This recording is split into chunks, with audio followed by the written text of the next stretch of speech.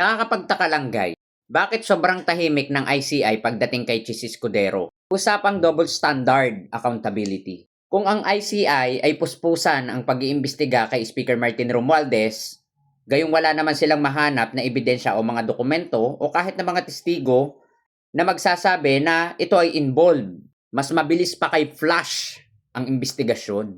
Pero bakit pagdating kay Chis Escudero na may malinaw na testimonya, money trail, lantaran na maniobra sa bicameral. Hanggang ngayon, wala pang findings. Bakit kaya?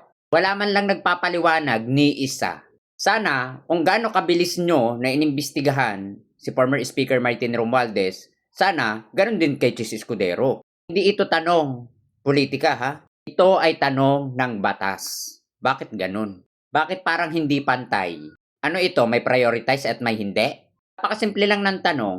Bakit kay former Speaker Martin Romualdez napakabilis, pero parang biglang bumagal pagdating kay Chis Escudero? Hindi lang basta mabagal, kasi walang ginagawang aksyon. Liwanagin ko lang ha, kaya naging mabilis ang investigasyon kay former Speaker Martin Romualdez sa kadahilan ng wala silang mahanap na dokumento, testigo, ebidensya na nag-uugnay dito sa issue. Malinaw na tayo doon ha, walang ebidensya, walang kaso. Pero mas naging malabo pagdating kay Chis Escudero. Pagdating kay Chis Escudero, may ebidensya, may testigo, may dokumento, pero walang kaso. Nakakapagtaka lang. At saka nakakabingi ang katahimikan ni Chis Escudero ha. Yung dating maingay, ngayon nagmistulang pipi. Sana, kung ganun kayo kaingay noon, sana ganun din kayo ngayon kaingay kung paano nyo ipapaliwanag yung mga issue nyo. Shout out Chis Escudero, wag manahimik, nakakabingi.